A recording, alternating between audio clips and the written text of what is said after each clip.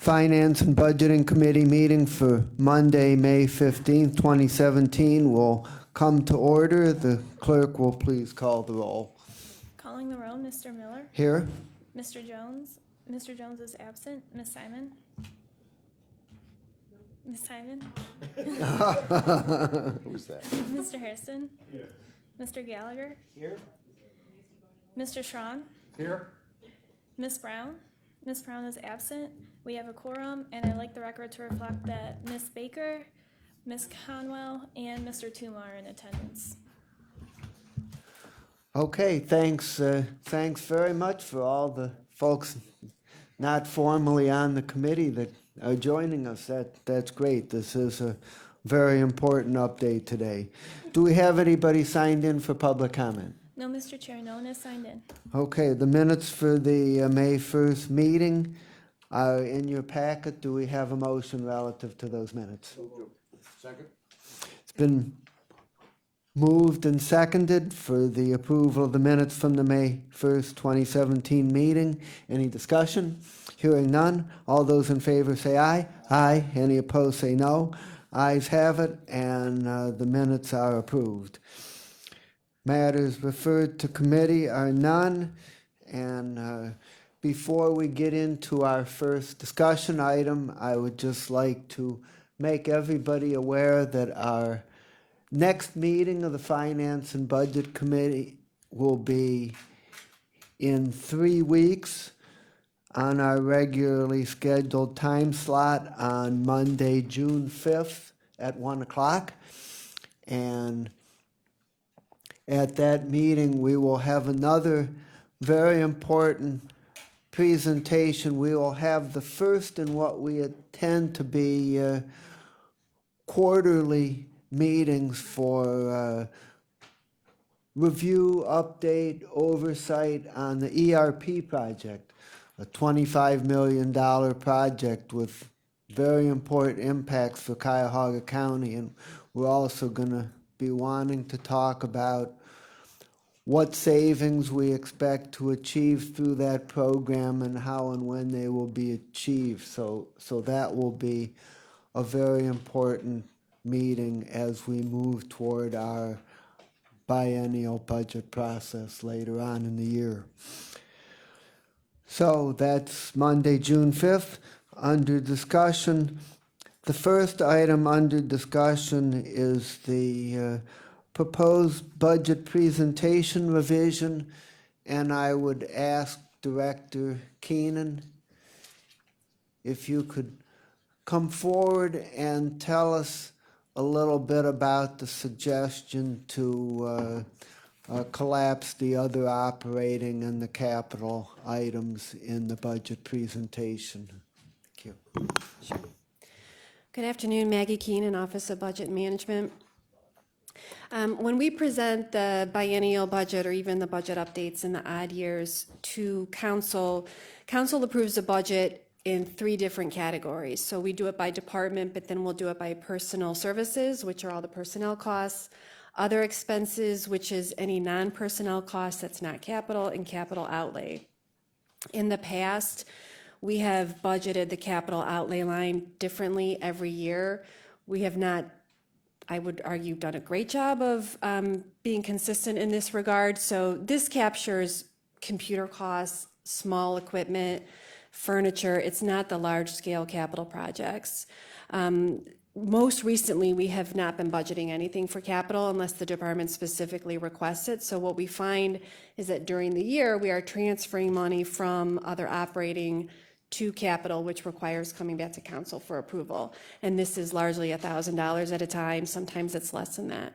So I am requesting that we collapse other expenses and capital into one character, which is what we call it, so that we would only have the budget being segregated personnel costs and all other expenses.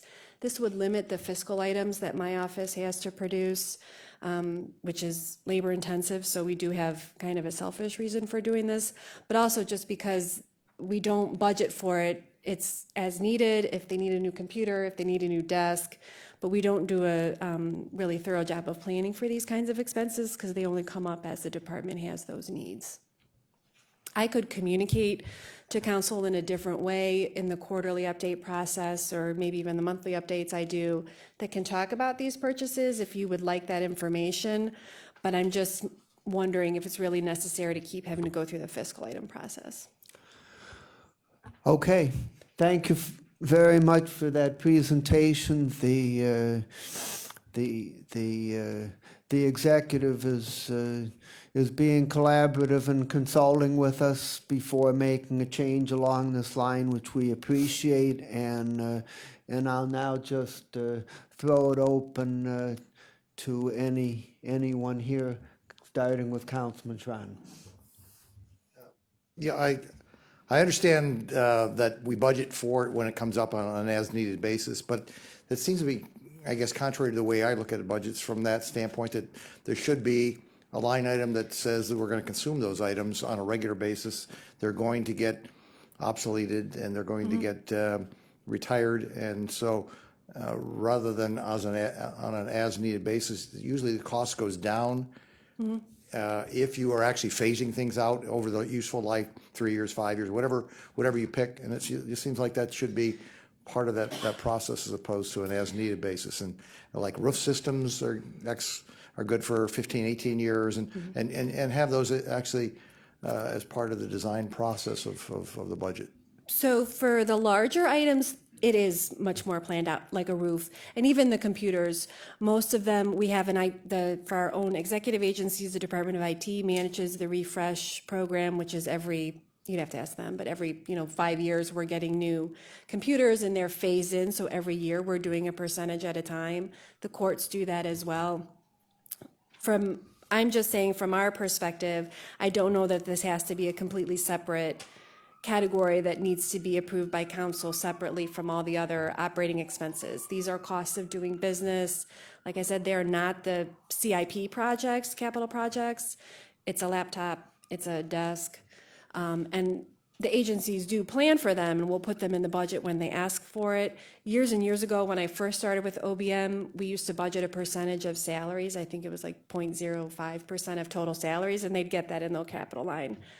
But we just haven't gotten really good at figuring out what is the magic number there, because back then, they'd always take that money and use it for something else, ask to approve it up in another category to spend it on something else. So you are doing phased out computers, for example? Oh, yeah. Okay, so that's not, we're not talking about taking that out, and even in that phased out piece, that you don't have an incremental thing that says, okay, we're phasing this out, but there's always a 3% or 5% unexpected to cover this type of activity? I mean, it just seems like it's a logical place to tuck it as part of the budgeting process. And honestly, this might be a question for IT, only because I know they have that and they present that to OBM that says, here's what we need every year in order to do that. The things that we're seeing, and it's rare even that we get a computer or a laptop, but I'm assuming these are, maybe somebody dropped it, we don't have extras, something that's completely unanticipated, separate from IT's All right, annual. thank you. Any other questions or comments? Okay, so we'll continue to work with the committee, the council leadership, and the administration, and we'll make a decision on this in the relatively near future. Okay. We're now going to go on to the main item of the day, which is the first quarter financial report on the county's operations. And before the director begins, I just want to say publicly and tell you that we believe this is a very fine and useful report, and also we're very appreciative of the timeliness. You got it to us on Wednesday afternoon ahead of the meeting on Monday today, so we all had enough time to review the report prior to the meeting today and prepare our questions. So we really appreciate that. It hasn't always been that way, and it's great. So thanks a lot. Okay, Ms. Director. So that's a good segue. Actually, I wanted to say something before I started. I just wanted to acknowledge the staff in OBM. We are, as of today, actually fully staffed for the first time since 2013. And most recently, we've had half of our analyst positions vacant. So half of our staff are what contributed to the first quarter. They've been working double time for at least 7 months. Not one of them, since I've been back since 2015, has ever said, that's not my job, has ever said, I'm not gonna do this because I have to go. They believe in the work, they think it's meaningful to the council and to the executive, and so I just wanted to acknowledge their efforts, because this would not have been possible if I had a team downstairs that was completely willing to do whatever it takes to get the work done. Okay. So I have a relatively brief presentation. I'm open to questions during the presentation, or I can run through this and then we can have a more detailed discussion. What I'm going to be focusing on is the general fund and the Health and Human Services levy funds. I have just one slide on the all funds, and we can talk about that in more detail. But these are based on year-to-date actuals through March. And what we do is we take the year-to-date numbers and project out for the rest of the year. So what we're presenting today is where we think the county is going to be at the end of this year. So the first slide is the general operating fund. I want to remind you this excludes the 0.25% fund. So this is not counting the additional sales tax, doesn't have anything to do with the Global Center for Health Innovation or the hotel. This is just for county operations. In 2017, we are projecting to end the year in the general operating fund with an operating surplus of about $5 million. Revenue is coming in 4% higher than what we budgeted by $14 million. Expenditures are expected to be less than budget by $4 million, or 1%. And this includes prior year carryover from last year. That's about $10 million. We are showing that the subsidies to other funds from the general fund are going to be over budget. What we're including in these numbers is the contribution for the solar panel project. This was approved by council, but the appropriation has not yet been approved by council, so that's why there's a variance. I want to note that included in the revenue for this is $20 million in bond proceeds that were actually due last year for an advance that the general fund made to the Huntington garage renovation project. So if we had not had the bond proceeds this year, we would have an operating deficit of about $15 million. But I want to point out that we've actually passed this budget with an operating deficit of $6 million, and then we had $10 million coming in from last year on contract balances. So to a certain extent, the operating deficit was anticipated. It's just masked now because we've had the revenue come in. And if you'll remember when I did the 2016 year-end review and I talked about how our revenue estimates were horribly off, it's because these bond proceeds came in this year instead of last year. At the end of the year, we're projecting a cash balance in the general fund of $104 million. This is 28% of our total expenditures. Best practice is to maintain a reserve fund equal to 20 or 25% of total expenditures, so we're in line with the best practice. In 2018, and we'll talk about this more later, we are projecting a shortfall of $57 million. This assumes no change to revenue or expenditures. The ending cash balance would be just 12% of total expenditures. So we are going to have to make cuts in 2018 in order to stay above our, not only the best practice of a cash reserve, but we have a county code that requires us to keep 25% in the cash balance. Looking at revenue in a little bit more detail, revenue in 2017 is projected to total $376 million. Like I said, this is $14 million higher than the budget, and it does include $20 million of bond proceeds. If we did not have that, we would be $6 million under budget for revenue. And the variance from budget is largely attributed to sales taxes slightly less than budget. I'll talk about that on a later slide. The state reduced our reimbursement rate for indigent defense expenses, so that's now about $2 million less than budget, and court costs are coming in much less than we anticipated. The 2017 numbers for sales tax do anticipate the loss of the Medicaid managed care sales tax effective July 1st, which will be reflected in our distributions beginning in September. And it does include a $5 million transfer from the 0.25% fund to the general operating fund. The next slide, I'm going to talk about sales tax. Now, for this, I am talking about sales tax in total, so this would include the revenue that comes into the 0.25% fund. Sales tax in 2017 is projected to total $266 million. That's $6 million less than the budget. Collections through first quarter are up 4.6% year over year. If we look through May, we're up 4.5%. The reason we're projecting that we're going to actually come in less than budget is because I think that we have underestimated the impact of the loss of the Medicaid managed care sales tax.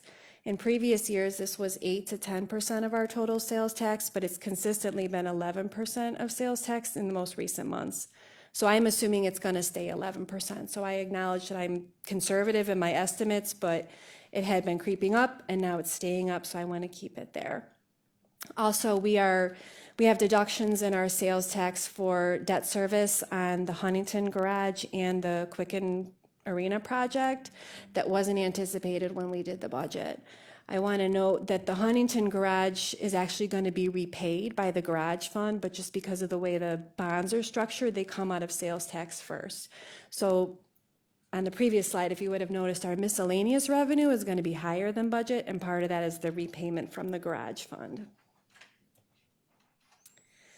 Moving forward to our expenses, we are projecting expenses will total $371 million in 2017. This is $4 million or 1% less than the budget.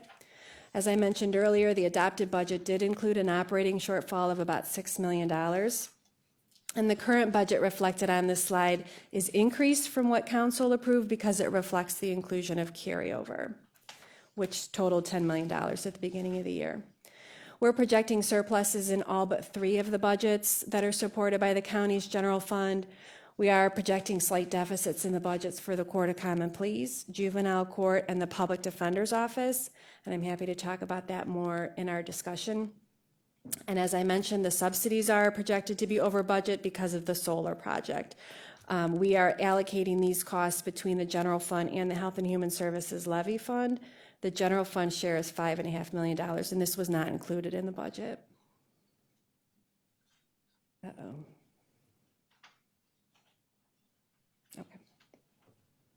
Moving on to the 0.25% fund. This now is just capturing the activity associated with the additional 0.25% sales tax that was approved back in 2007. The sales tax that's reflected here, similar to the previous slide, does reflect the transfer to the general operating fund.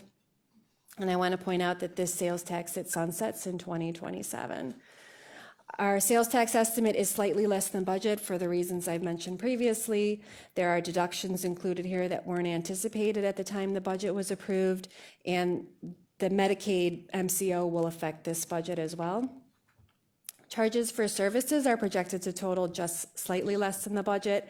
And actually, I think we're going to get to the $8 million. I mentioned this in the report, that our software system, sorry to use an excuse, but it's old, it's not aging gracefully, and I couldn't get the number to equal 8 million, but I'm confident we're going to get to 8 million by the end of the year. The variance in miscellaneous revenue, this reflects prior year surpluses in the funding that the county transfers to the Global Center for Health and Innovation for their operations that are supposed to then be set aside for a capital reserve fund for improvements needed at the Medical Martin Convention Center. That money, per the agreement, is supposed to come back to the county the following year. In past years, it's not come back to the county. So the CCCFDC has retained the money. They do have it in a separate reserve fund, but we are negotiating with them to bring the money back to the county in accordance with the agreement. So we had anticipated it in the budget. As yet, I don't have any confirmation that the money's coming back, so I'm not including it in our projections, but I do think it will be back this year. We just haven't reflected that in the numbers yet. I do want to point out, though, that we are required to maintain that in a reserve fund. It can't be used for general operations until the reserve is fully funded.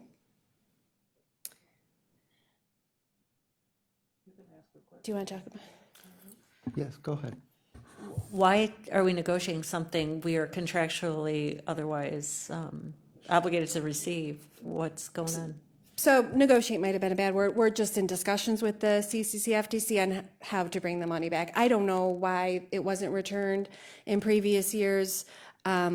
They have been separating it, so there's no issue that the money has been used improperly, but it should be resting with the county, and we're setting up funds to make sure that that transfer takes place.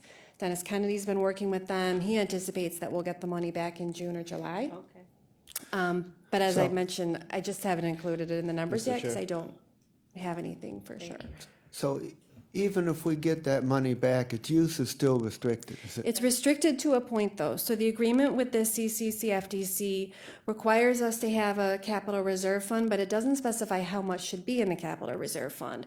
So I will rely on outside sources and our own fiscal officer to tell me what the number should be. But once we reach that point, then the money would be used for general operating, assuming there are surpluses. Thank you. Any other? Mhm. Okay, fine. Yes. Will we have this overview, because it's different than the one that was given to us, like the revenue and expenditure summary? I don't see that in here, and some of the other charts that were shown aren't in this report, so I can send this for, if you're looking at the schedules for the slide that I'm on right now, this is the third page in the schedule, I think, or no, sorry, it's the second one. So it's the 0.25% sales tax fund. Okay, But yeah, some of the charts are different and I can send this to you. that would be, because what you did here was very easy to follow, and, Okay, yeah, I'd appreciate it. absolutely. So if you would, please send it to Miss Christina, and then she can send it around to all members of council. Okay. Okay, okay, thank you.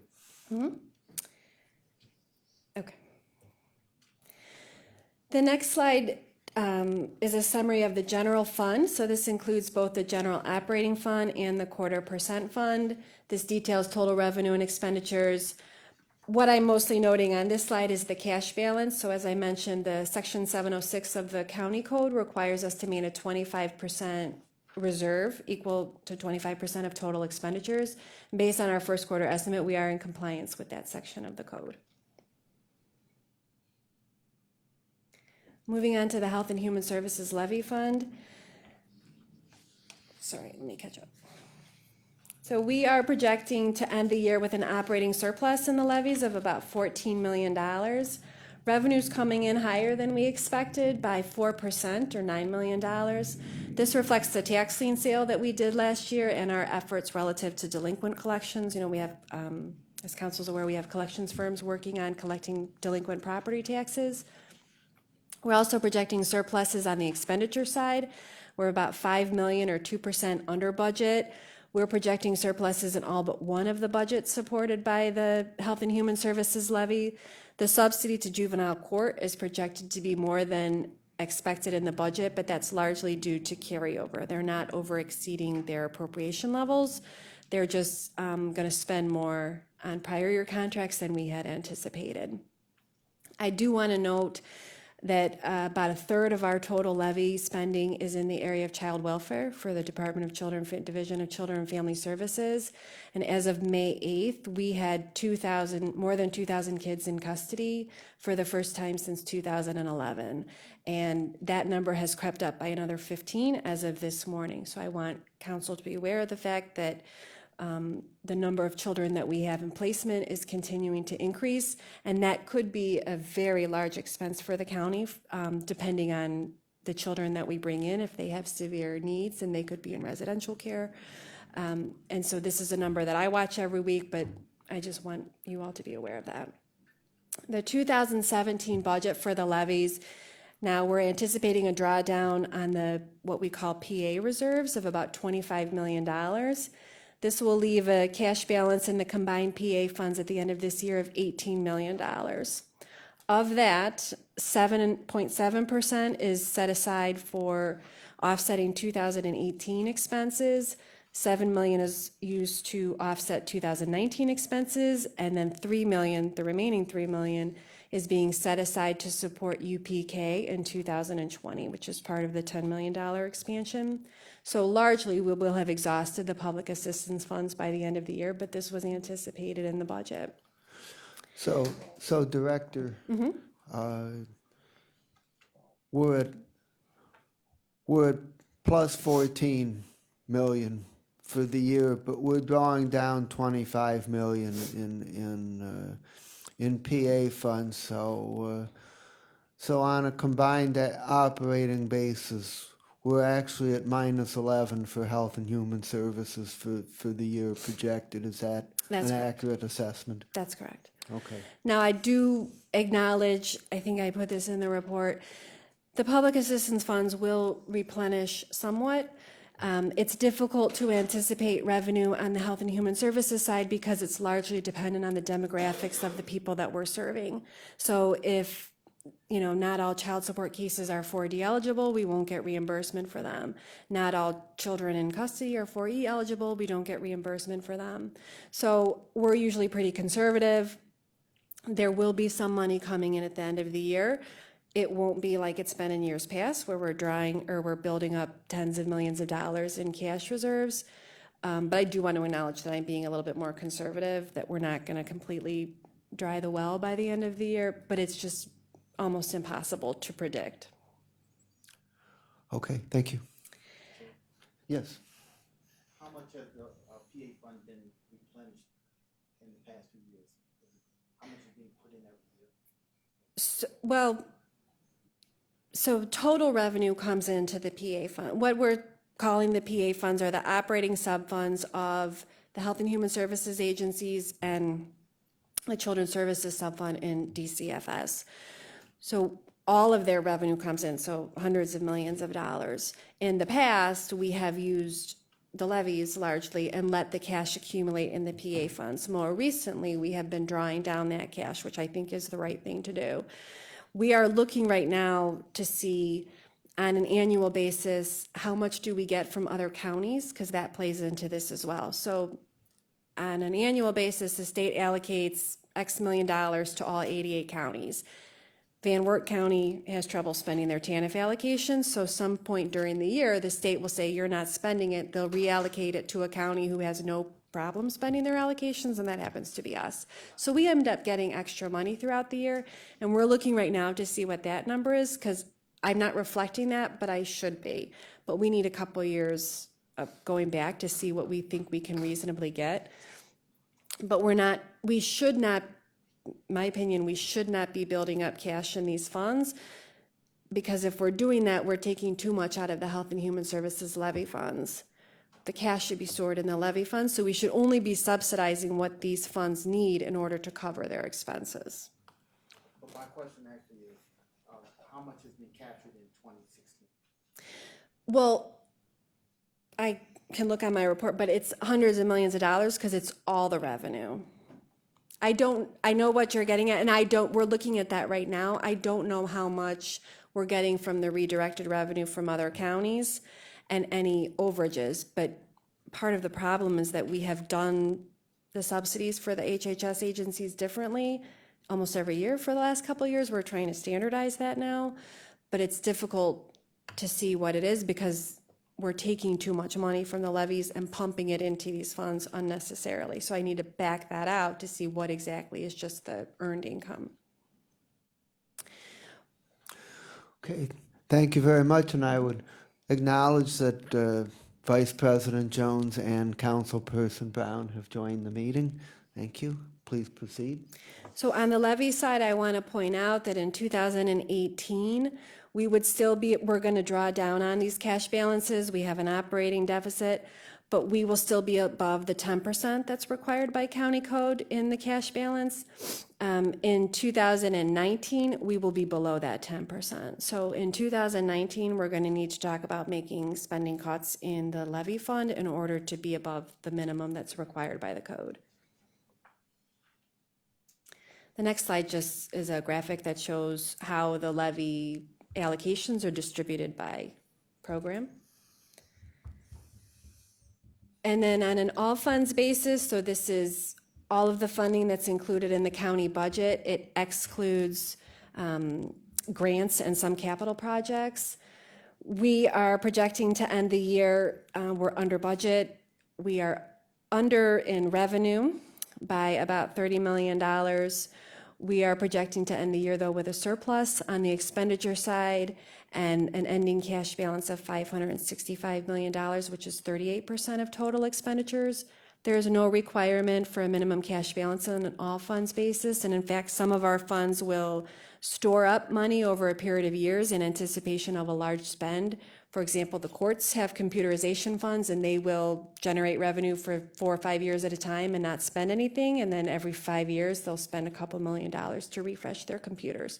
So large cash balances aren't a cause for concern. We're not worried about spending it down because some of these, we are trying to build that up on purpose. And that's all I have. Questions? Okay, thank you very much. And we're gonna assume that everybody has questions and start from my far left with Ms. Simon and just work our way down. Two things. One was the potential deficit in the Health and Human Service Fund and looking at cuts. What about sale or property tax going up and the levy revenue going up when we see an increase in our property values? Is that That's looked not, at? It's not. So it's not factored into the numbers. I am assuming the increase in 2017 because we've actually seen it in the first half. But if you'll notice, I took property tax revenue in both the general fund and the levies back down to 2016 levels. We do have the appraisal next year, so there should be hopefully some increase in revenue from increasing property values, but I don't know really how to anticipate that. I don't want to get overeager. I'd rather come back and give you good news than say I overestimated it and now we have to make mid-year cuts. But you're right, I am hopefully underestimating revenue in both funds. And quick, you said you were going to touch on the court having a lower revenue, I thought you said, the common pleas and juvenile, and you said you would come back, all of the courts. So revenue for all the courts is down from what we anticipated in the budget. Their revenue has been going down for a period of years. We collect court costs when the cases are disposed. So when the cases are finished, then we collect court costs. The court filings have been decreasing for years. So I usually look 2 years back to say, what did the filings look like in order to project my revenue for this year? And the filings have been going down, which hopefully is good, but that's not good for revenue. In 2016, at the end of the year, common pleas, or our clerk of court sends cases to the Ohio Attorney General for delinquent collections, and the Ohio Attorney General had stopped accepting them because they were getting a new software system. They told us that they'd start accepting them this year, so we did anticipate a little bit of a bump in the budget, thinking that we'd be catching up. I'm told that they are accepting cases again, but we're not getting the return that we anticipated. I don't know if there are glitches with the system or if we just can't get blood from a stone. But the revenue is coming in much less for all the courts. Thank you. And part of this, it's not so good that there's a decrease in case filings. Part of it has to do with population loss. Mm-hmm. Yeah, I mean, I can tell you divorce docket, it's stronger in Geauga, Lake, surrounding counties, and dwindling here in Cuyahoga, and that's population. It in part, and I just in part, In part, but in it's part. also that's something that makes it difficult when we look at our fees, because for some of these courts we're not a monopoly anymore, so you can go get divorced in Geauga County. And I know when domestic had increased their fees a couple years ago, they said there was some concern that people were going to, I think it was domestic. Well, dissolutions, you other can go courts. anywer, but not for, Okay, I mean, so right. some for of them, I know they said they were dissolutions, worried yeah. that they were losing Okay. some of their Yeah. clients, but Okay.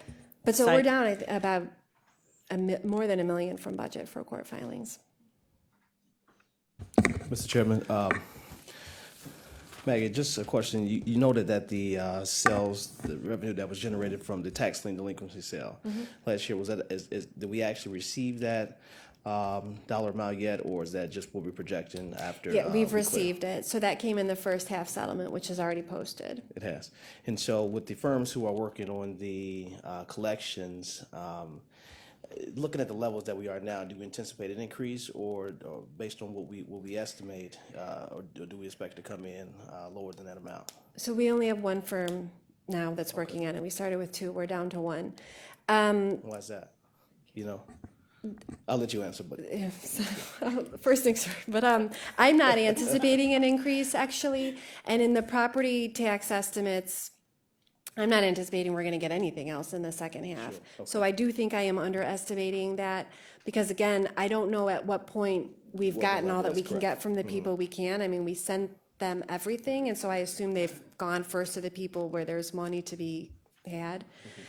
So hopefully I'm low. I don't really like being that conservative and underestimating it, because I don't want to put fear in anyone and make cuts, and I wouldn't recommend making cuts based on those estimates. But it's difficult to predict what we can really get when we're talking about delinquent collections. To date, we've received 2.8 million. Okay. So it's not an insignificant amount of money, but I would be surprised if we'd get that in the second half of the year. Sure, that was really my thoughts, is to see if we would get that again in the second half of the collection period. I don't think. Yeah, maybe. Okay. And why did we go from 2 to 1? Do you know? So there was an issue with one of the firms that we were using. I think there was questions about their collection tactics. Understood. And going back to the PA funds, we talked about the amount of money that's been pumped into the amount of money coming from the levy to that fund. And you say you have, or you will back that out to see where we are on the surface, or has that been done? We're doing that now. More than that, okay. Thank you, Mr. Chairman. I want to point out, though, that the money, I mean, it's still within the county. So last year, we had advanced the subsidies, and as it turns out, I think I discussed this when I did the year overview too, that we ended up advancing too much because we had surpluses, but it just means that we're going to advance then less this year. So it will balance itself out eventually. In the past, though, that's not what happened. So when too much was advanced, they just kept advancing the money. That's how you built up $30-40 million in the public assistance funds. I think for transparent reasons, you would want to keep that money in the levies instead of continuing to advance it into these sub-funds. Which was, because I said you are doing that, and so my next point to that is that we would want to continue to do that. Right, Moving forward. right. I agree, and we're not. So right now, we're doing the subsidies on a quarterly basis, so we're monitoring the expenses much more closely. We probably won't even subsidize, I would guess, anything in the fourth quarter. It'd be just a nominal amount because we have surpluses in all of the budgets and revenues coming in strong or as anticipated. And I think we probably will get a bump from redirected revenue from other counties. We tend to be somewhat conservative anyway in our revenue estimates, just because, again, we don't want to come in mid-year and say, hey, you got to cough up another however many $1 million. But it's an analysis we're doing right now. It's complicated. I will admit it's not something I really focused on in the first year because we had issues on the general fund side, but now this is the priority, is working on the levies. Well, I think we can appreciate your attention to this issue now, seeing that we had a few fires, and so we're putting them out one at a time. Thank Right. you. Okay, thank you very much, and Ms. Brown is indicating no questions at this time, so we'll move on to Vice President Jones. Thank you, Mr. Chair. My question around the PA fund, and it's really more of it's not really a question that I guess you need to answer, but I just want to throw it out there. As we've seen the PA fund dollars go down, I don't want to use the term rating, and I'm not going to use it. Because I certainly believe in using it for the community. That's what it's there for, not to be necessarily stored, but to be used. And but because it's being used, and now we're seeing that we're projecting to pretty much use all of it, my line of questioning in the future will be along the lines of what outcomes have we gotten from using these monies at the pace that we have, and that's not for you to answer necessarily, but that's what's on my mind at the moment. It's a large amount of money.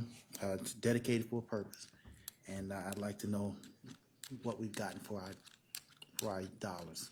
So I can respond to that a little bit. I Okay. think that's a question you're going to have to ask, certainly for next year's budget and for 2019, because like I mentioned, we're going to have to do cuts. Even if my revenue estimates are a little bit low, you're going to have to do something in 19, or we're going to be below the 10%. And really, sorry, but regardless of the code, you don't want to go below 10% in the levy. That's our fail-safe for the people in the community. I do want to point out, though, that I hate that we call them the Public Assistance Fund, because these are really levy dollars.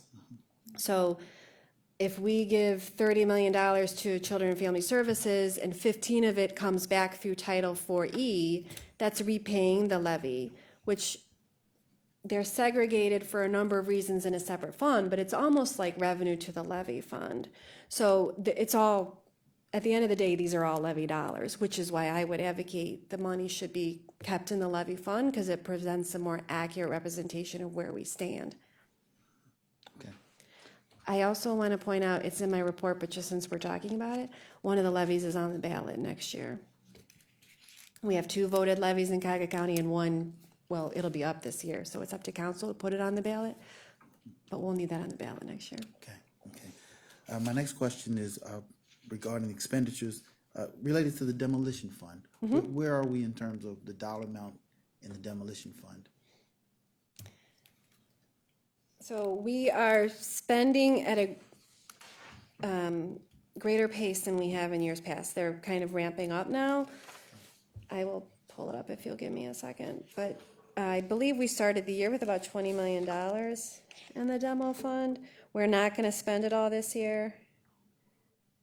We're projecting that they're gonna spend about $17 million this year in the demolition fund. 17. So out of 50, We haven't gotten to 50 yet. yes. So we are at $40 million now. We have $8 million that's projected to come next year from the general fund in the 2018 budget.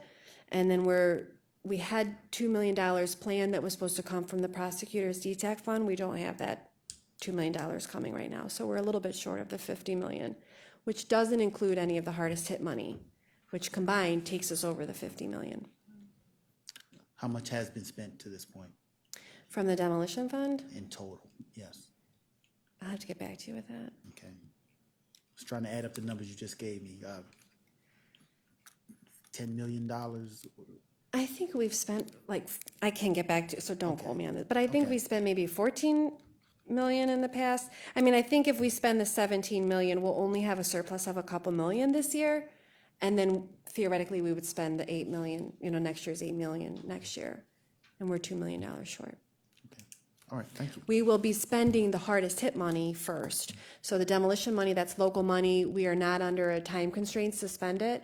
So the hardest hit money that comes from the federal government, we do have time constraints, so we'll be spending that first.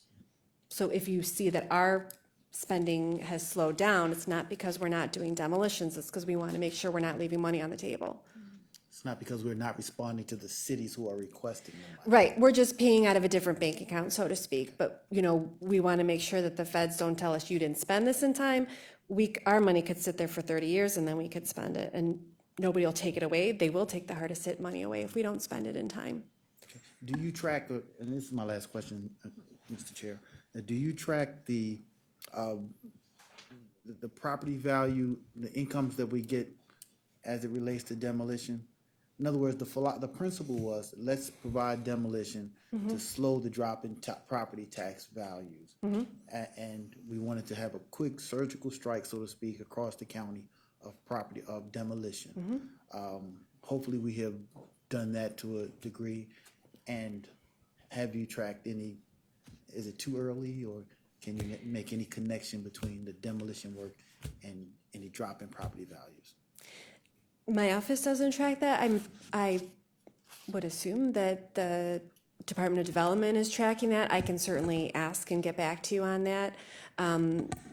Right now, I think we would just be seeing kind of case by case. I would assume that that's what we're hoping, that when we do the reappraisal next year, we will see some benefit from our investments. But I can get back to you. Thank you. Ms. Conwell. So a couple quick questions through the chair to Maggie. How often is your update with it in regards to this, to the budget 0.25%, the quarterly briefings with the HHS administrator? Has he been updated with this yet? Mr. Bristow? I don't know that I haven't sent him this report yet because we just finished it, but I meet with him I talk to him all the time. Okay. He knows where we stand. Okay, so I'm wondering, the 2019 shortfalls, has it been shared? Oh, yes. Shared with them? We've already been having conversations, and he's looking at ways that we can reduce spending. Okay, in the 2018, I'm assuming in the 2018 budget. Okay, thank you. I'm going to defer my questions till my colleagues are done, so we're going to go next to Councilman Tron. Thank you, Mr. Chairman. You indicated that the court filings are down, and so therefore the revenue as a result of those filings is also down. What percentage are we talking about as far as the percentage of being down in relationship to what you were anticipating? Give me 1 second.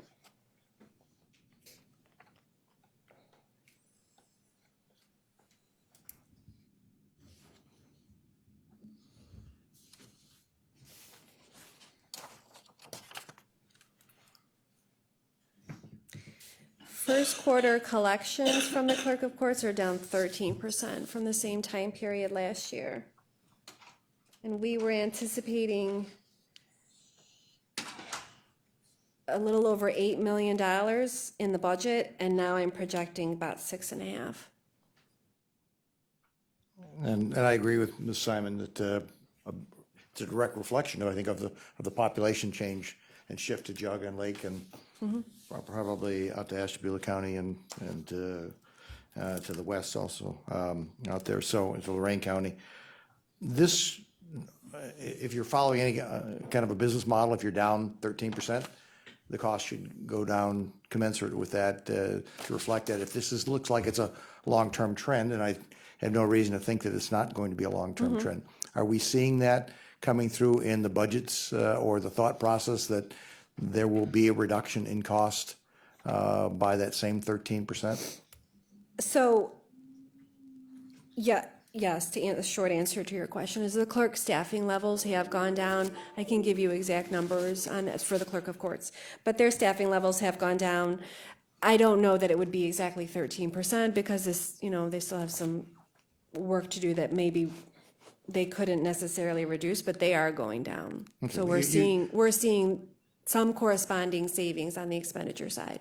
It doesn't have to be 13, but you would anticipate that it, because numbers are stair-stepped in budgeting. I had provided last year, and I can update it for this year, but in one of the reports I did here are the filings and the revenue, and here's the staffing levels in the court. I'm not doing that the right way, but they're related. So as one revenue went down, the staffing levels went down as well. Okay, so it's at least on a pace, whether it's 13, whether it's 10, whether it's 8, it's at least in a trending in that direction. Yes, Okay. I can't say offhand what percentage it is, but they are going down. Okay. If it's not 5% at least, could you let me know that? Absolutely. That would be, it seems to me to be a minimum. You indicated that 2019 is going to fall below the 10%. Do you have a target that you think it's going to fall below, that you're having a range in there, a high and a low? If nothing were to be done.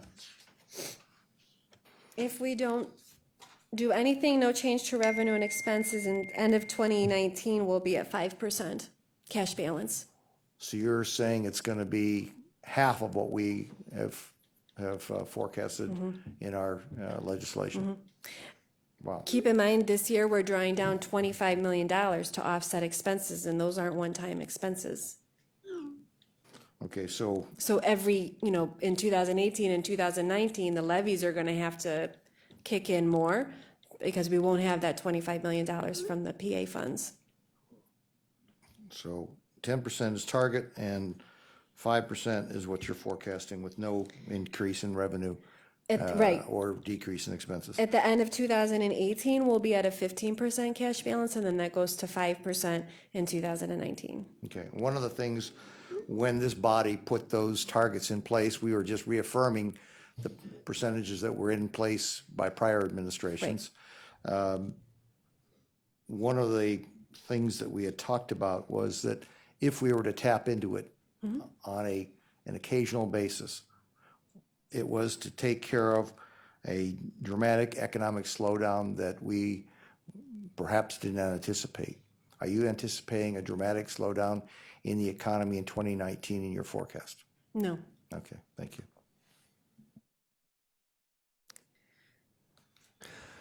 Councilman Gallagher.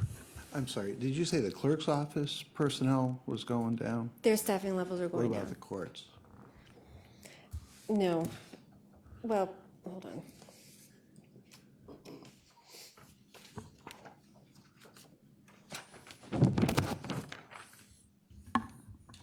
No, their staffing levels are not going down.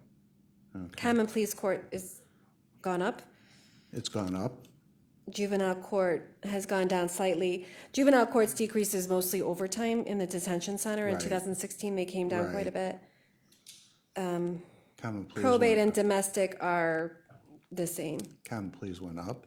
Common Pleas Court's their FTEs went up. 2015, they were at 474.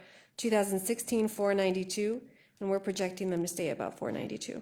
Did they notify you of these hires? They were to notify us of hires The- from our last budget hearing. I guess we can bring that up to They them. don't notify me. I wasn't aware that they were to notify me of hires. They don't notify me of new hires. Well, because I know Franklin County's asked for 2 or 3 new judges based on population, and I think they're gonna get them, which will bring them to like 15 or 16, 17 judges. Okay. With our 34. 34, and with the population diving, it's always based on population. Mm-hmm. Historically, it was never on filings. No, population is how we got well- the additional judges. Obviously, that fell apart back in the 70s in Cuyahoga County because we've been declining since the 70s. And Franklin has been increasing. Take the argument that it goes up by population, and Franklin now having 16, 17, or 18 judges. And they feel that's sufficient to handle the largest county in Ohio. And we are no longer that, and we have double the amount of judges. I think we have an interesting discussion for our budget with the courts as to why not only, and I know it's not their call on the judicial seats, but they have personnel, I would imagine if they're double, that they would have double the amount of personnel that Franklin's. We'll find that out. Seems to me that major substantial savings are sitting in the Justice Center right now. So I can tell you, and I can update, get updated numbers for this year because I haven't really looked at it this year. But last year, our Common Pleas General Division was still the busiest court.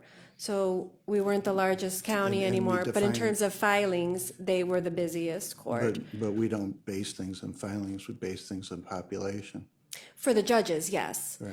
But just in terms of, I mean, I don't speak for the court, obviously, but Right. I would imagine if I did, they would say, well, but our filings are still up, so we can't necessarily decrease So- all of our staffing levels. So our clerk's office personnel who do that goes down, That's true. who handle that, whose job it is, but yet personnel for the Common Pleas Court goes up. It'll be an interesting debate, and I guess they'll be For sure. preparing the argument right Yeah. now.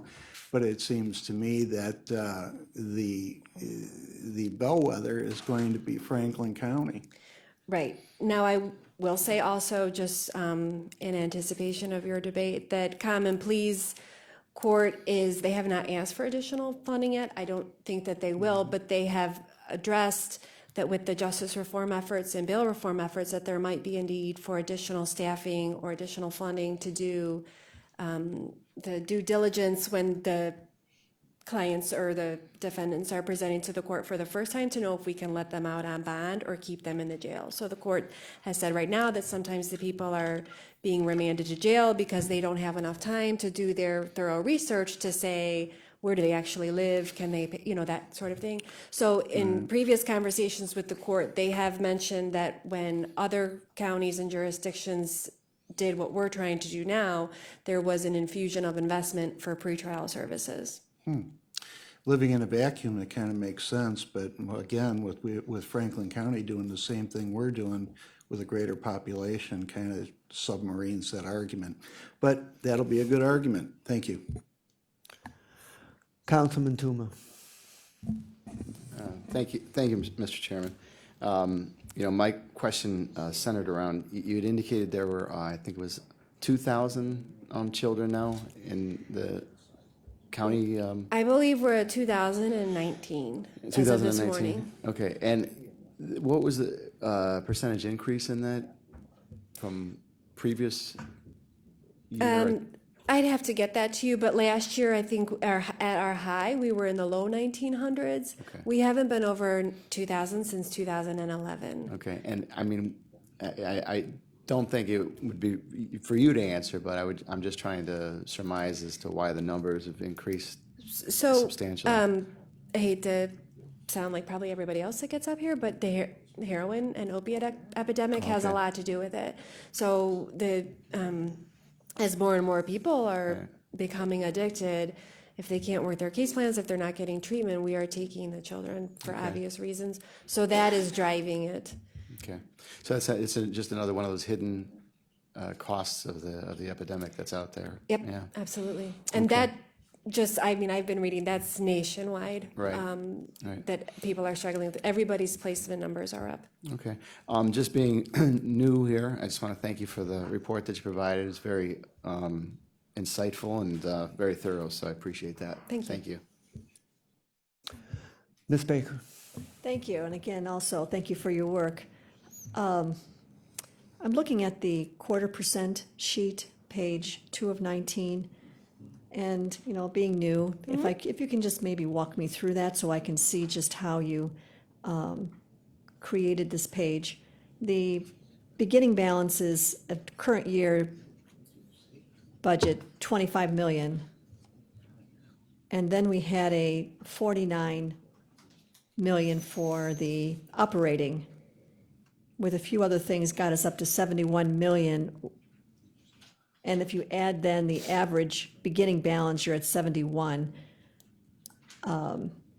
Or 71 before the 25, and you get to 97. I guess my question would be, I get all that, the total operating expenditures of 5.9 million, but the next line that says other financing uses of 47 million, it's a pretty big number. What is in the 47 million? So other financing uses always is a subsidy to another fund or a subsidy somewhere. So in this, that is the debt service That's the debt on the original Medical Mart and Convention Center and the county hotel. The Medical Mart alone, I think, is about 30, in the low 30 millions. If I may continue, the 2018 and 2019 still show that debt service then of 48 and 48. Aren't those near paying off, or? No. No, okay. So how far out are we on those? Are we? We're only a couple years in. We're only a couple years in, okay. So I would have to get back to you when those mature, but we have a little ways to go. The 1/4% sales tax that was allocated for the queue, where is that in this? That's the if you're looking at the 2017 column, that's the 5.4 million. Oh, I It's in the see. general government line. That's the queue? That's the Q, but I want to point out that that represents the 2016 and 2017 contributions. Okay, That's why it goes down in 18 to just the 1.5 million.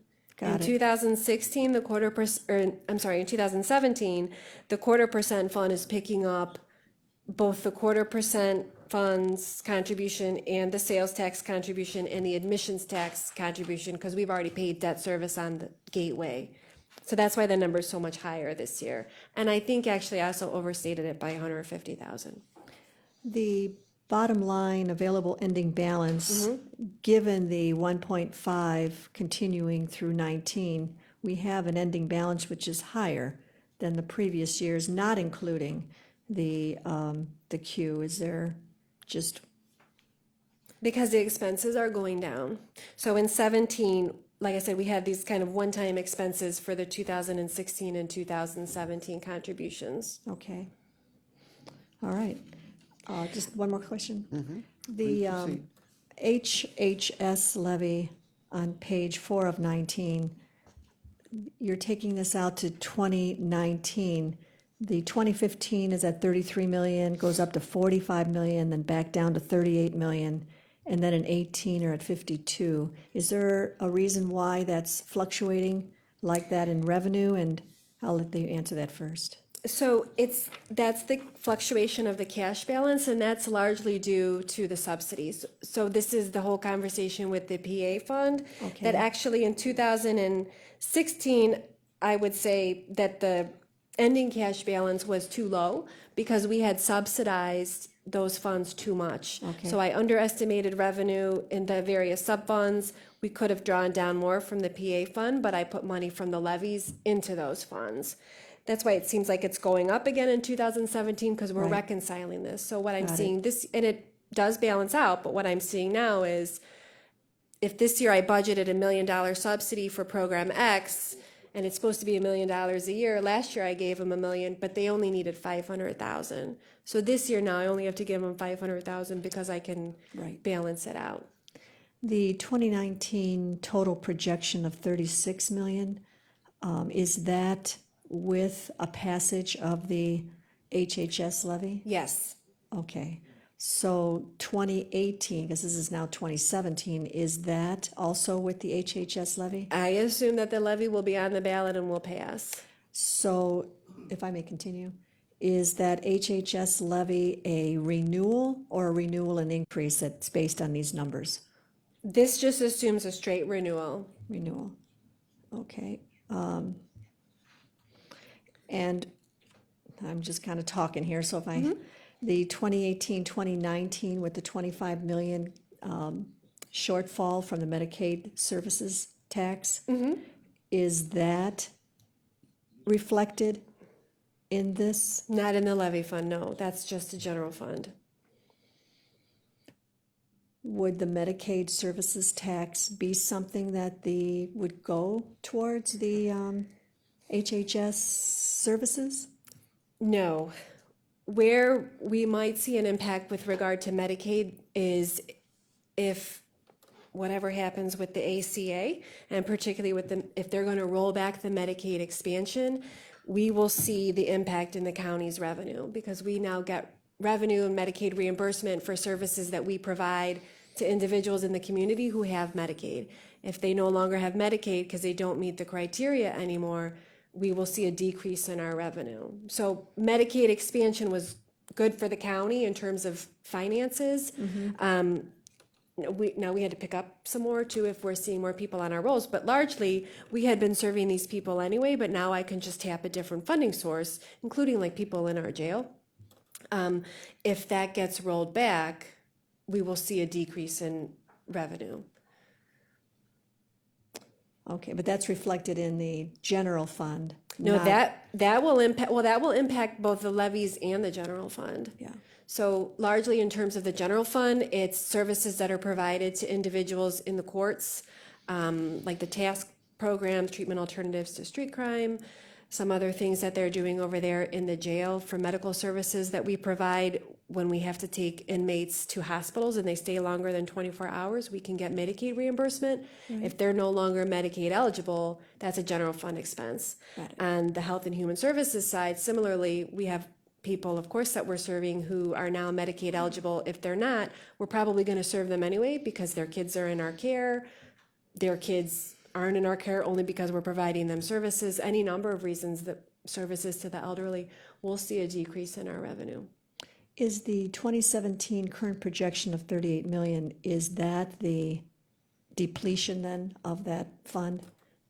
Is there any carryover at all that goes into the 2018? And if yes, how much is there without? For the Health and Human Services Levy Fund? Yes, that 38, which is the beginning balance, maybe we should be looking at the ending balance, but it's similar. I'm just wondering when does that money actually get depleted? Well, so right now, we're showing that the end of 2019 will only have $11 million.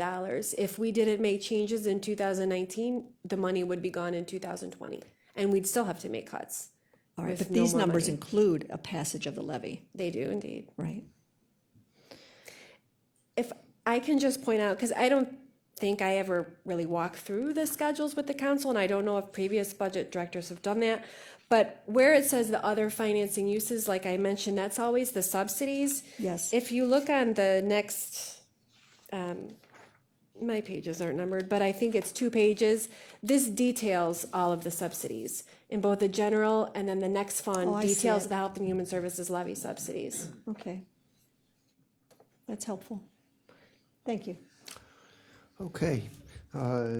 Director, following up on the Vice President's question, the $2 million that we were expecting to get from the prosecutor's office, are we still expecting to get that, and it's only a matter of if that it hasn't come yet, or is it now in question whether we're going to receive that money? It's in question, and the executive is in conversations with the new prosecutor.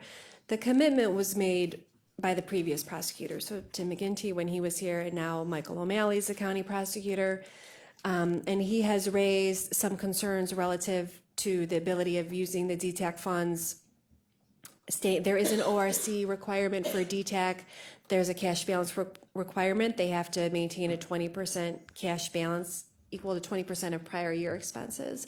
So they are going to cut it short if they were to give the $2 million, and Prosecutor O'Malley has some concerns about making sure that all of their expenses are covered. The DTAC fund covers personnel who do the tax foreclosure work. He and the executive are having conversations about that. Our current numbers don't show anything from the DTAC fund. I think there will be something, but I don't have a commitment yet, so I'm not reflecting it in the numbers. Okay, thank you. The revenue for the Health and Human Services levy is projected about 9 million more than last year or next year, and you mentioned $2.7 million from the tax lien sale, of which probably not all of it would be levy, but most of it. My question is, where does the rest of the 9 million come from? So the 2.8 million is not from the tax lien sale. That's from what Douglas and Associates have collected okay, through fine. the collection efforts. But the rest of it is just regular tax payments. So I'm working on this right now to get some more detail. I don't know if it's just that delinquencies have gone down, if we've had some properties where their values have gone up, and so we're generating more than we did in the previous year. But first half collections very consistently represent a certain percentage of the annual total, and that's how I'm basing my estimates. So I'm confident that we're going to reach these numbers, but we're looking into still what that is. But the money the county's already received for the first half. So there might be some of that that's sustainable, and that the 2018 numbers might be low. They are. I acknowledge that, and I will come with a more. I don't want to use the word accurate, but probably more accurate numbers at mid-year. So I would certainly caution all the council members against going home and making budget cuts overnight, because I don't want to see that happen. I acknowledge I'm being very conservative, but with only 3 months of data, it's difficult to project for the year, and I do want to make sure that you're not going home thinking that we don't have any problems whatsoever. At mid-year, if not sooner, and I will continue to update monthly as the revenue estimates change, we'll have a better estimate at mid-year, and that's really when we're going to start talking about what are we doing next year. But I do acknowledge that I'm probably being very conservative in the revenue estimates. Yeah, well, given that your estimate is at -17 for 2018 and -25 in 2019 for the levy fund, those numbers, those property tax estimates could be a little light, and we could still have a pretty serious problem. So that doesn't. We're going to have a problem it doesn't- regardless. It doesn't change the overall picture. Right. Okay. In the cases where you're projecting what a particular department is going to end up with at the end of the year, whether they're going to overspend or underspend their budget, are you pretty much taking what they've done so far in the year and just projecting that over the rest of the year, or do you also have access to knowledge of maybe some expenditures have come in sooner or they're coming in later. Do you have access to timing information Yes. that you're factoring into these projections? Yes, and our analysts communicate with the agency staff, both fiscal staff and program staff, on a daily basis. We have thorough meetings to do the quarterly reviews, so we don't just take 3 months of data, divide it by 3 and multiply it by 12. It's not, unfortunately, that simple. But so we do a thorough analysis of timing issues for certain expenses, looking at past year trends, communicating with the department, and then also just the business fluctuations. So for Children and Family Services, for example, I am anticipating, if it's not already in the numbers, it will be this month, that we're probably going to assume we're going to spend a little bit more on boarding care because the placement costs are up. So we do a very thorough analysis to come to our numbers. Looking at juvenile court, and they're projected over budget by a meaningful amount for 2017. Given that's the case, can you comment on whether they can reasonably implement a pay equity study using existing revenues for 2017? So for juvenile court, what we're projecting right now is that they are going to be over budget in the general fund. This is a combination of personnel. Their personnel costs have increased slightly. Detention overtime is going up now. We came down in 2016, but their numbers are trending up again in 2017. And we are reflecting almost a $500,000 deficit in their other expenses line, which is the budget that captures both assigned counsel expenses and their mediation contract with our Department of Public Safety and Justice Services. If you'll recall, in the 2017 budget update, we did a targeted cut to juvenile court's budget to that particular line, equal to the amount of the contract for the mediation services. So they're being thrown over budget because the court posted that contract to the general fund budget, even though it technically wasn't budgeted. And I am pointing out that it's in the same contract line as the assigned counsel because the attorneys will call at the end of the year. They will call all of you at the end of the year if they're not getting paid. So this is something that we do have to monitor, that either the court's going to have to transfer the contract, they're going to have to reduce their expenses, or we're going to have to increase their appropriation to cover expenses. The deficit's real. With regard to the wage study, the court approached us after we had finalized our first quarter numbers. They approached the executive, I should say, with a number of proposals to both reduce their expenses and increase their revenue. We just hadn't finalized it by the time I had these numbers, so they're not reflected here. I'm still discussing with the exec. I'm analyzing the court's proposals. Based on most of what I've seen, I do think that their proposals are good. Most of the initiatives are things actually we would have liked to see them do anyway if money were no issue, and they will reduce costs. But I haven't completed my analysis of that yet to give you a thorough or a confident thumbs up or thumbs down on the wage study.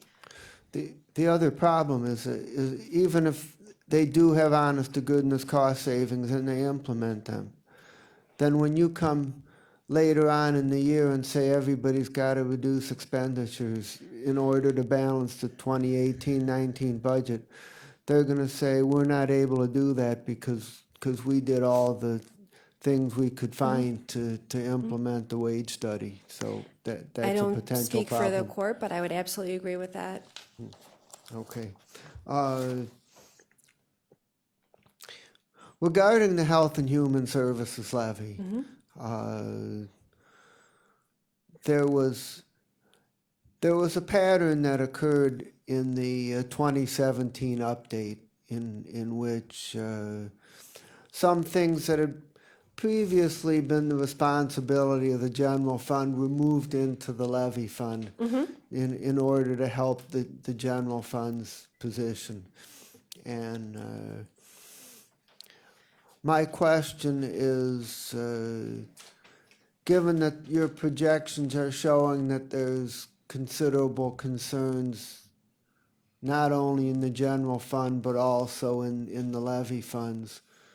Can we assume that we're not going to see a further action in that direction in the 2018 to 19 budget, or is it on the table that there might be more of that kind of thing? I think it's on the table, but I think that if any transfers were proposed, there would be corresponding decreases in the Health and Human Services levy fund, so I do not anticipate that we would be making a request to transfer a general fund expense to the levies and just see those costs go up. So what you're saying is, if general fund items were transferred to the levy, there would be corresponding items that would be transferred from the levy to the general fund, so No, sorry, that if we were to transfer $1 million from the general fund to the levies, we would make $1 million worth of cuts in the levies, so that there would ultimately be no impact to the levy budget, but it would be a different way of paying for something that had previously been supported by the general fund. But this could result in additional cuts in the HHS levy being required above and beyond what would be required just to balance their budget under the current projections. That's correct. Correct, okay. My final line of questioning is around the transition money, which might come from the state. We don't know for sure what the state's going to do. We're going to find out in another month and a half. But as the budget stands now, they're proposing to help balance off the effect of Medicaid sales tax on a short-term basis with an interim payment, which as currently proposed would amount to roughly 1 year's impact, or about $25 million. And none of that's reflected in the budget yet because we have no certainty. But my question is if the final budget were to look very much like the current budget in terms of that particular item, and we get a transition payment of $25 million, likely part of it in late 2017 and part of it in sometime in 2018. My question is over how much time would you propose to spread the use of that? I mean, we certainly wouldn't want to spend it all in 2018 and then have a big hole in 2019. Would you want to spread it over 2018 and 19, or would you want to spread it longer than that and use it to help in the biennium after the next one? What's your thinking on that? So these are conversations that I'm still having with the executive. I don't speak for the executive when I say this, but my recommendation would be to shorten the amount of time that we use the transition payments to postpone reductions. I think if we get the money and we would be making a cut that would have a serious impact to the people that we serve, we should be using the money so that we can postpone that cut in order to find different ways of hopefully providing the service or providing for these people, so we're not turning off a service overnight. That's something that the county, in my opinion, can't do and shouldn't do. But my concern, just having been here for a number of years, is if you try to spread it out over 6 years, we're going to get lost in the conversations. I think now there is some momentum with both the council and the executive to really look at this budget, to prioritize our spending, as you mentioned, to look at outcomes. Nobody likes doing budget cuts, but the good thing about budget cuts is that it really does force you to look at what you're spending your money on, and sometimes the greatest ideas we've had have come when we're trying to make budget cuts. So I would like to see us keep that momentum moving forward and spread the transition payment out over 2, maybe 3 years at most, but I would not recommend using it to offset the next biennium budget. Okay, well, I appreciate that, and relevant to that discussion is the question that we're going to explore on June 5th, namely ERP savings, you know, which we probably won't see a whole lot of in 2018, but hopefully by 2019 or 2020, we might start to see some positive effects. So if we can use the transition payment to resolve some problems in 2018 and 19, and after that we start getting meaningful ERP savings, we might have a way out of this mess. I would agree with that. I think you're absolutely correct that we are not likely to see any savings resulting from the ERP in 2018 unless there's some attrition. But we're not scheduled to go live until January. If that gets postponed, or probably even if it doesn't, we would have already paid for some of our legacy systems for the 2018 costs. So we will see those in 2019. And as we get even a couple months further in the year, we'll have a better idea of, I mean, I'll be here on the 5th too to listen to the presentation, of where we are in terms of timeline and to make sure that we will see those savings beginning in 2019. Questions by my colleagues, Councilman Tron. Picking up on the chairman's direction of the $25 million potential funding coming from the state, if it's divided over 3 years, my simple math says roughly $8 million per year if you allocate it evenly for those 3 years. So that still leaves a delta of $17 million every year. Is that? Oh, yeah. Our problem is not just revenue. Right. So, so even if you were to get this one-time shot, even if you're going to delay it over a 3-year period of time, every one of those 3 years is going to show a delta of $17 million shortfall. That's correct. The deficit in 2019 and moving forward is actually somewhat less than 2018 largely because of the demolition payment, which is $8 million in 2018, and that's one time. But as we get further in the years, our payroll costs we'll assume that they're going to continue to go up, if not cost of living adjustments and other bargaining salary increases, hospitalization's going to go up. But you're right, we're going to have to make reductions beginning in 2018, regardless of whether we get the 25 million.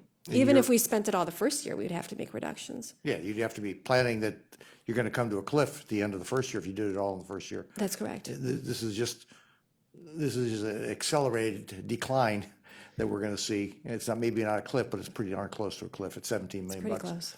close. Yeah, whether a rock hits the pitcher is the rock, it's still bad for the pitcher. That's still going to be a bad news. ERP, have you ever been involved with an ERP installation? No.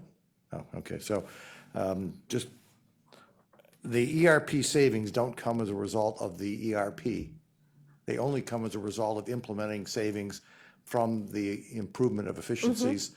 If the budgets are not forecasting a significant change in the way you do business, there's not a savings as a result of just putting a new fancy computer system in there.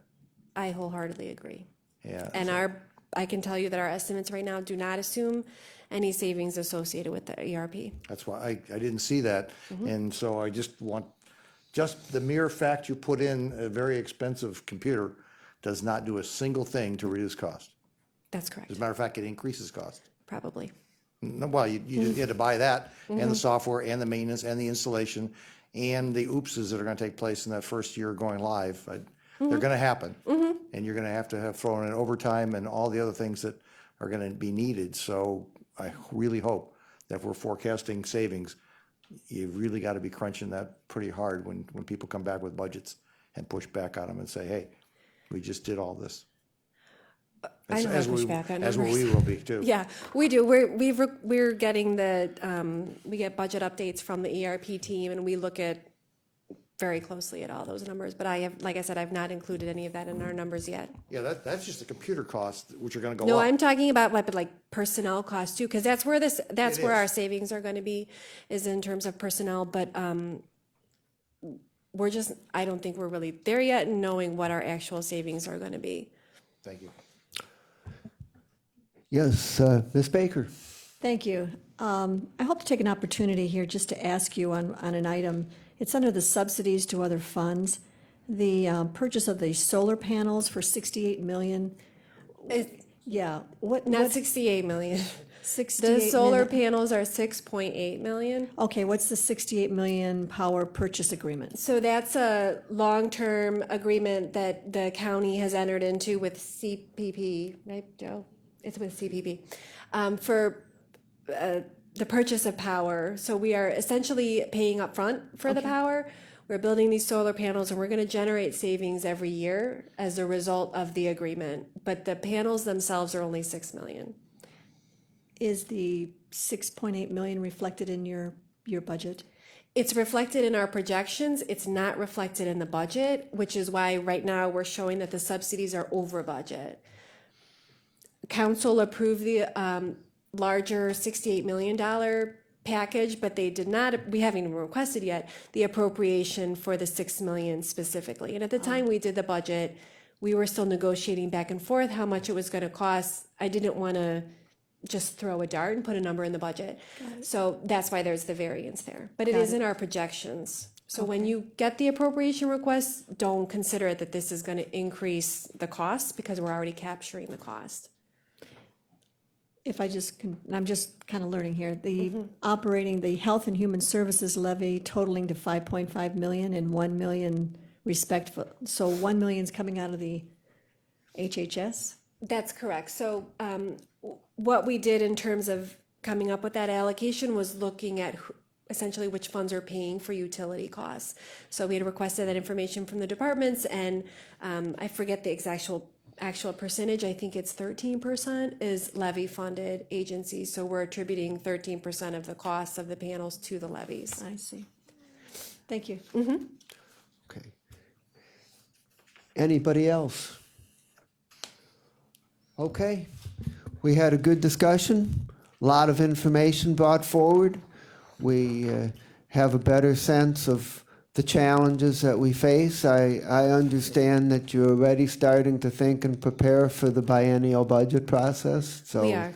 So that's underway, and we're going to check and see if there's any miscellaneous business. No miscellaneous business. Any public comment? No, Mr. Chair. Is there a motion to adjourn? So moved. All those in favor say aye. Aye. Opposed, no. Thank you very much, everybody.